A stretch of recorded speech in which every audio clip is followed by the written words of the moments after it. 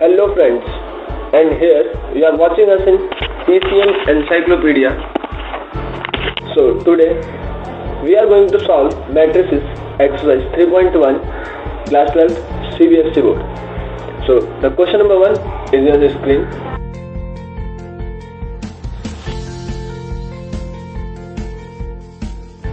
So here is the matrix which is of order. You can also see it's 3 by 4. So the first part is order of the matrix. What actually the order is? The order is the number of rows into the number of columns. So the number of rows in the matrix are in the horizontal line and the number of columns in the matrix are in vertical. So there are 3 horizontal rows and the 4 vertical columns. So the order of matrix is 3 cross 4. Now we have to find the number of elements in the given matrix. So what we have to do, as in the previous question, जैसा कि हमने पहले वाले part में करा, first part में जो हमने ऑर्डर निकाला वो 3 into 4 था. So we have to multiply 3 into 4 which is 12. Simple. The number of elements in the given matrix is 3 into 4 which is 12. It's a very simple question.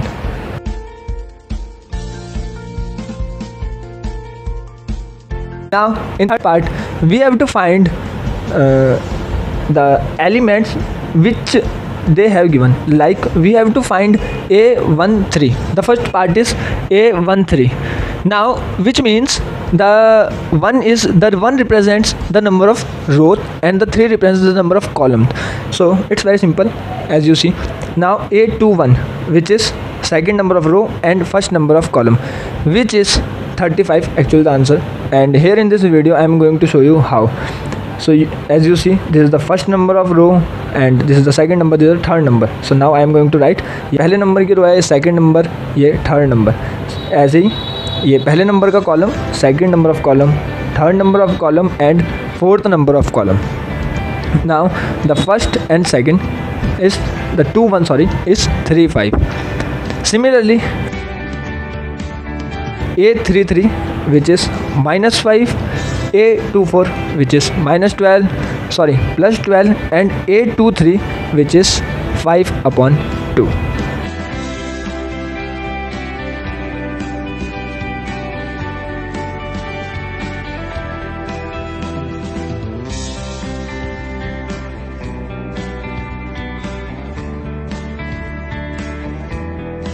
अब जो सेकंड क्वेश्चन हमें करना है उसमें हमें ये दे रखा है कि 24 एलिमेंट्स हैं और पॉसिबल ऑर्डर्स हमें बताने हैं कि कितने बन सकते हैं, और या फिर अगर 13 एलिमेंट्स हमें दे रखे हों तो फिर कितने पॉसिबल ऑर्डर्स हो सकते हैं. तो जैसा कि आप सभी जानते हैं कि अगर एक मैट्रिक्स का जो ऑर्डर होता है वो क्या होता है, वो m क्रॉस n होता है. सो उसके अंदर जो एलिमेंट्स होते हैं, जो टोटल नंबर ऑफ एलिमेंट्स होते हैं वो m होते हैं. Now here in this question we have given the 24 elements. तो सिमिलरली हमें कुछ 2 नंबर इस टाइप से चूज़ करने पड़ेंगे जिनको हम मल्टीप्लाई करें तो 24 आता हो. Like 1 into 24 is equal to 24, 2 into 12 is also equal to 24, 3 into 8 is also equal to 24. Like this we have to choose those 2 numbers whose product is equal to 24. So now here we are writing, thus to find the possible orders we have to find the ordered pair of natural number, and mind it should be natural number.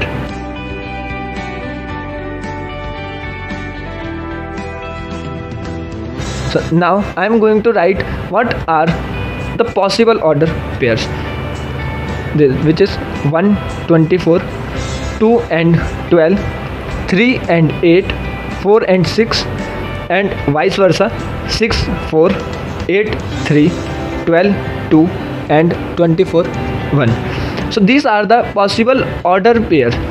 So if we write those in the multiplication form, we get the possible orders of the matrix.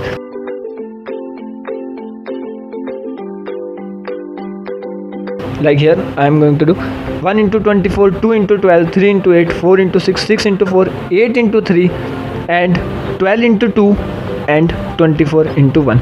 These are the possible outcomes or you can say these are the possible orders of the matrix which has 24 elements.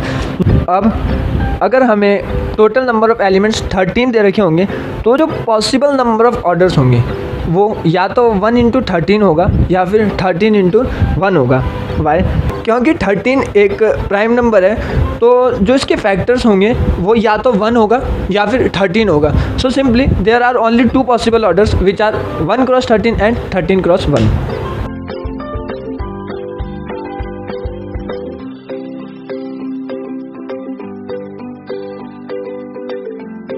Now अब जो question हम करने वाले हैं वो भी similarly जैसा हमने अभी तक क्वेश्चन किया सेम टू सेम वैसा ही है. बस डिफरेंस क्या है, अब हमें 18 एलिमेंट्स दिए हुए हैं और total number of elements second part में 5 दिए हुए हैं. हमें कुछ नहीं करना, जैसा प्रीवियस क्वेश्चन था हमें सेम टू सेम वैसे का वैसे ही कॉपी करना है. अगर आप होमवर्क करना है तो जैसा कि यहाँ पे लिखा हुआ है we know if a matrix is of order m cross n it has mn elements and like this only. बस हमें जो डिफरेंस है वो 18 एलिमेंट्स का हमें पॉसिबल ऑर्डर्स अपने आप निकालने होंगे like 1 into 18, 2 into 9 this type. अब जैसा कि आप देख सकते हैं it is completely same as previous question. Now अगर हमें 18 एलिमेंट्स का तो हमें इसके फैक्टर्स निकालने पड़ेंगे सबसे पहले, और फैक्टर्स निकाल के काफ़ी आसान हो जाता है क्योंकि क्वेश्चन. तो जो इसके पॉसिबल ऑर्डर्स हैं वो क्या है,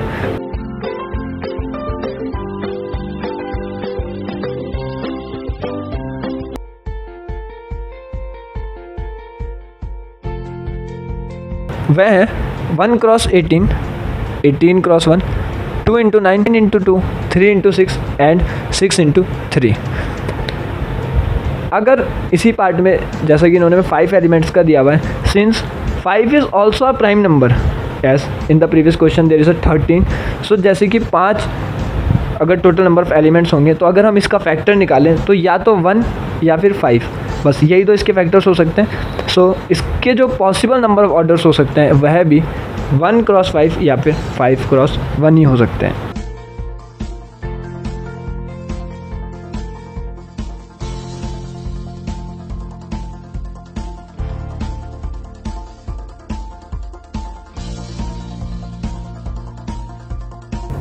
अब जो क्वेश्चन हमारे पास है उसमें हमें एक मैट्रिक्स कंस्ट्रक्ट करनी है जिसका हमें ऑर्डर दिया हुआ है 2 इंटू 2 और a is equal to A I J, small I small J. जो स्मॉल आई है वह क्या रिप्रेजेंट कर रहा है, द नंबर ऑफ रोज, और जे क्या रिप्रेजेंट कर रहा है, the number of total columns.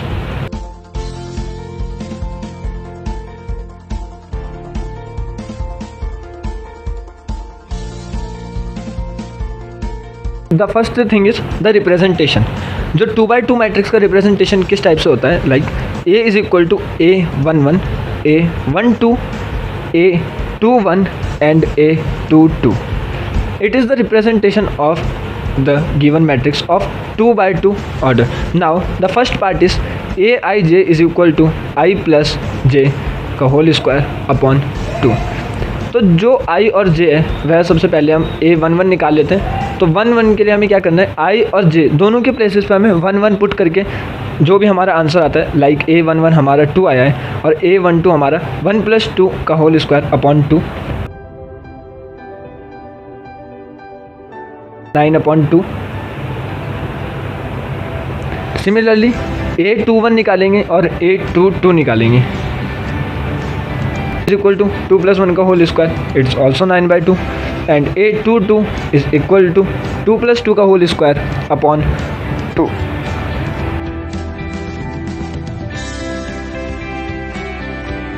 which is 8.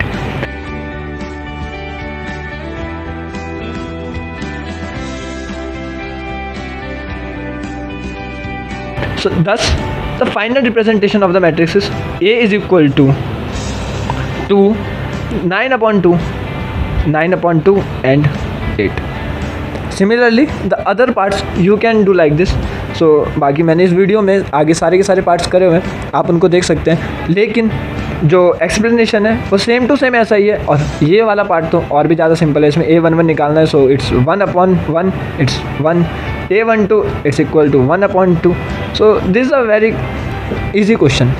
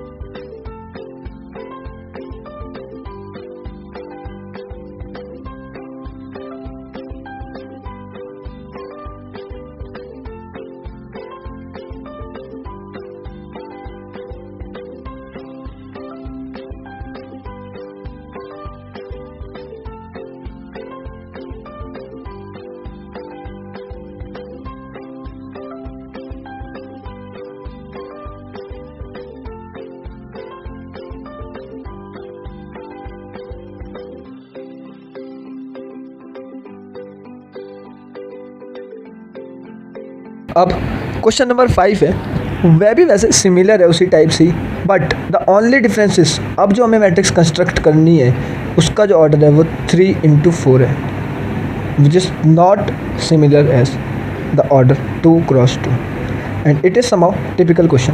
सो जो सबसे पहले हमें जो रिप्रेजेंटेशन है हमें वही करना होगा कि A3/4 जो ऑर्डर है उसकी मैट्रिक्स का एक जनरल रिप्रेजेंटेशन क्या है, जो कि मैं आपको यहाँ पर दिखाने वाला हूँ। A is equal to the first is A11, A12, A13, A14। This is the 1th row and there are 4 columns. Now this is the second row, A21, A22, A23 and A24. Now this is the third, A31, A32, A33 and A34. This is the general representation only. Now the first part, Aij is equal to 1/2 mod -3i plus j mod close. Now the first thing we have to find is A11, which is equal to 1/2 mod -3 into 1 plus 1 mod close, and the answer is 2/2 which is equal to 1, because जो भी mod के अंदर जो भी value होती है जब वो बाहर आती है तो पॉजिटिव में हो जाती है।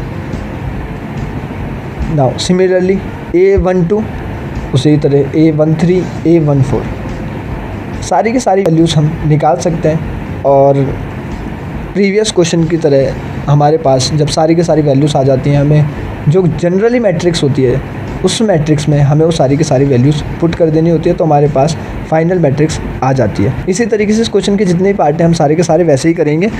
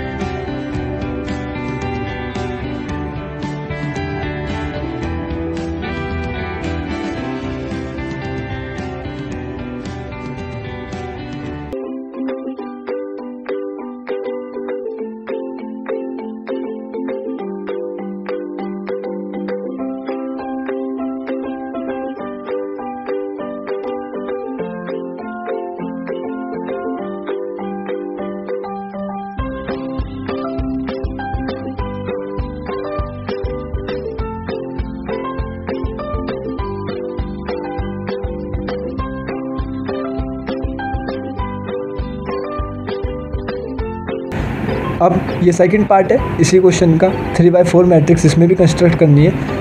So Aij is equal to 2i minus J, इसमें भी हमें सारी वैल्यूज़ निकालनी पड़ेंगी, like A11, A12, A13, A14 and also A21, A22, A23, A24। और इसी तरीके से जब हम सारी की सारी वैल्यूज़ निकाल लेंगे सेम प्रीवियस क्वेश्चन की तरह, जैसा वीडियो में अभी दिख भी रहा है, जैसे कि ऊपर रिजल्टेंट मैट्रिक्स बनी हुई है, ऐसे ही इसमें भी मैट्रिक्स बन जाएगी A 3/4 की।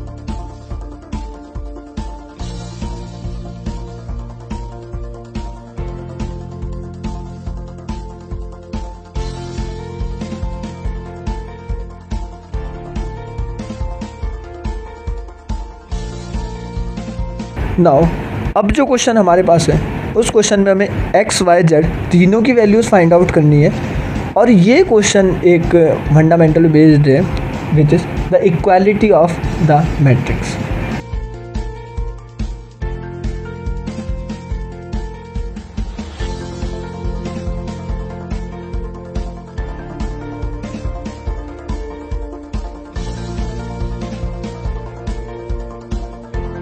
सो हम इनके करस्पॉन्डिंग एलिमेंट्स को इक्वेट कर लेंगे ताकि हमें इनकी वैल्यूज़ मिल जाए। Like 4 is equal to y because the corresponding element of 4 in the other matrix is y। Similarly 3 is equal to z, x is equal to 1 and 5 is equal to 5। We all know that.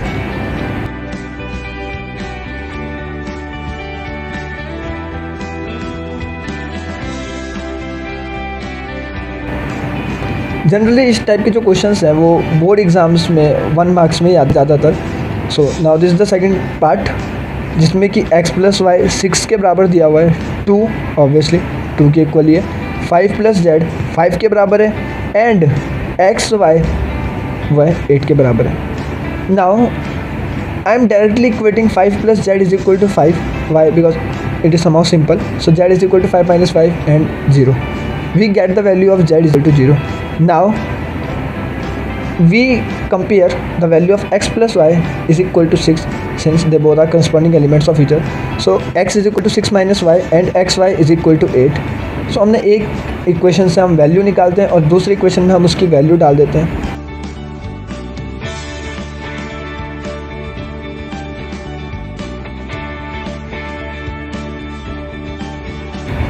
Like मैंने पहले वाली equation से x की value निकाली और दूसरी वाली equation में मैंने वही वैल्यू डाल दी जो कि 6 minus Y I Now it becomes the quadratic equation.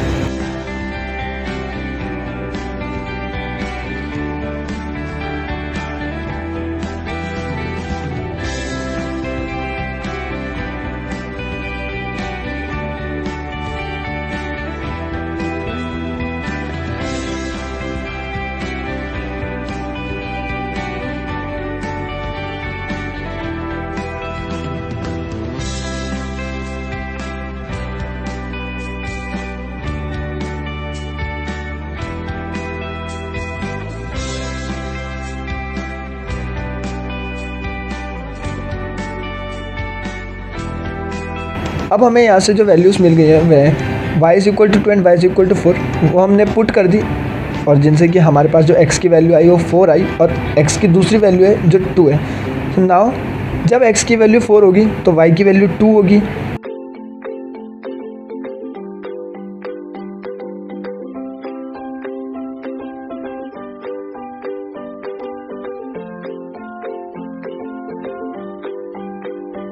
और जब x की वैल्यू 2 होगी तो y की वैल्यू 4 होनी चाहिए और z की वैल्यू यहाँ पर भी 0।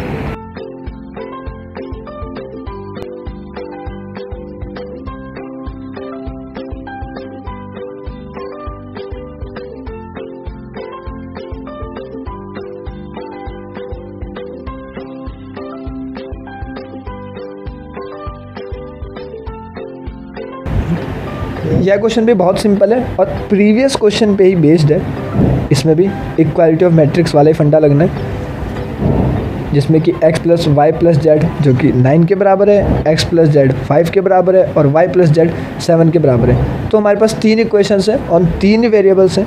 सो मुझे नहीं लगता इसमें कोई डिफ़िकल्टी आनी चाहिए निकालने में। So the first thing is that comparing the corresponding elements.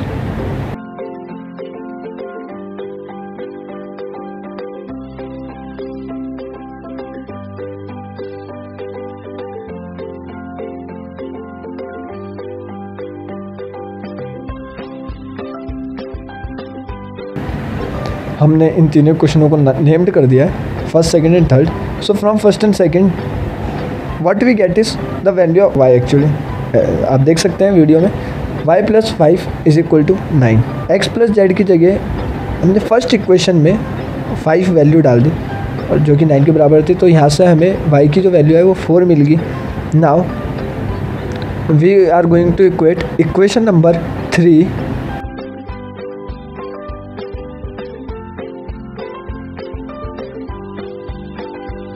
So from this we get z = 3 and now अब हमें सिर्फ x की वैल्यू फाइंड आउट है, जो कि हम किसी भी एक प्रीवियस इक्वेशन में हम डाल के आंसर निकाल सकते हैं।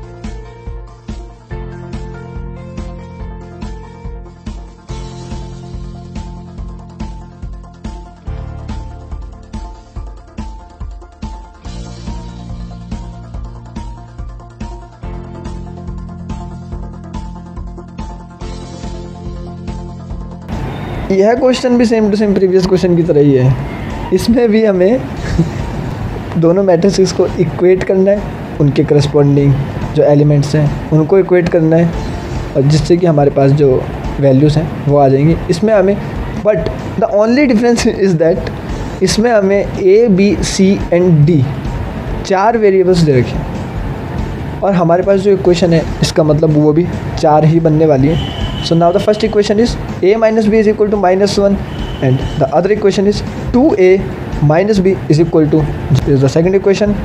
The third equation is 2a plus c is equal to 5 and the fourth equation is 3c plus d is equal to 13.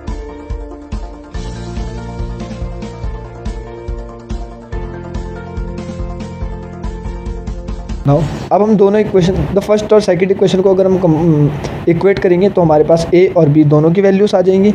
और इक्वेशन 2 से हमें 2a = b मिल गया। अब हम इस वाले वैल्यू को इक्वेशन फर्स्ट में डाल देते हैं जिससे कि हमें a की वैल्यू मिल जाए।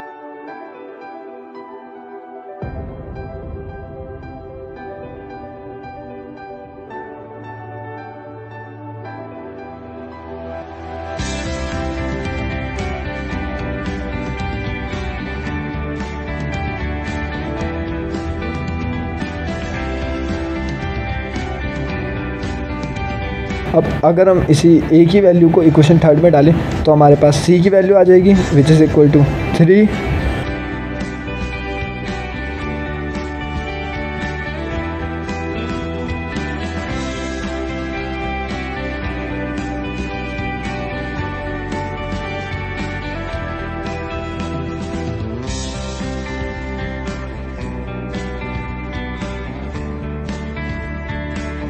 नाउ हमारे पास अब सिर्फ a की वैल्यू आ चुकी है, c की वैल्यू आ चुकी है, d की वैल्यू आ चुकी है। अब हमें सिर्फ b की वैल्यू फाइंड आउट करनी है जो कि हमारे पास जो फर्स्ट इक्वेशन वो उसी की थी।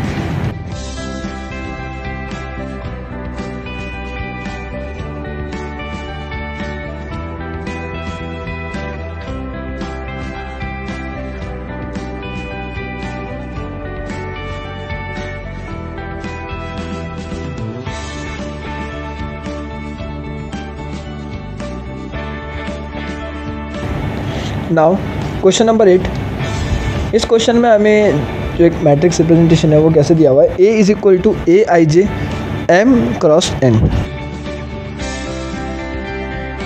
हमसे पूछा गया है कि यह स्क्वायर मैट्रिक्स कब हो सकती है।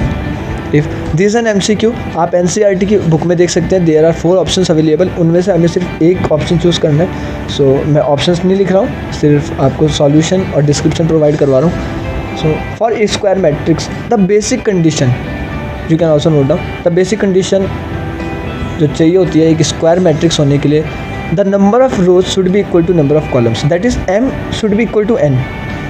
So the option C is correct. अगर m is equal to n होगा then only it is a square matrix.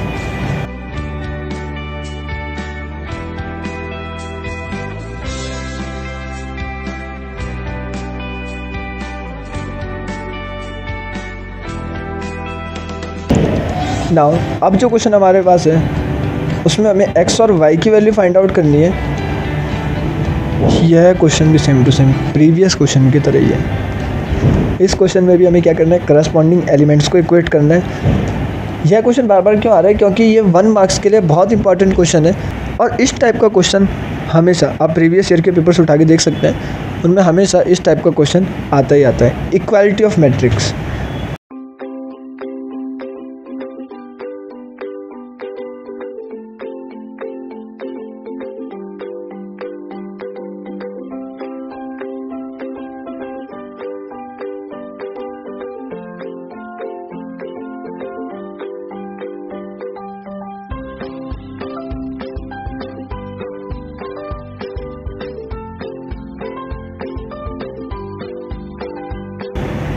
सो अगर हम करस्पॉन्डिंग एलिमेंट्स को कंपेयर करेंगे तो हमें y की वैल्यू 7 और दूसरे में भी y की वैल्यू 7 ही मिल गई है।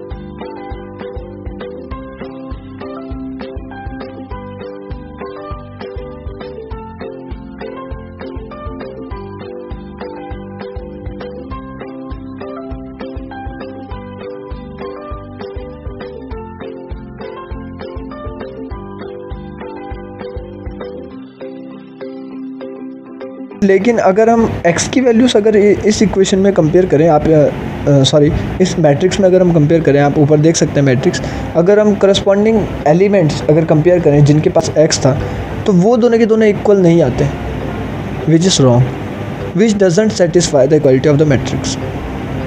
अगर दोनों x की वैल्यू सेम होती then only they both are equal. The correct answer is option number B, not possible to find.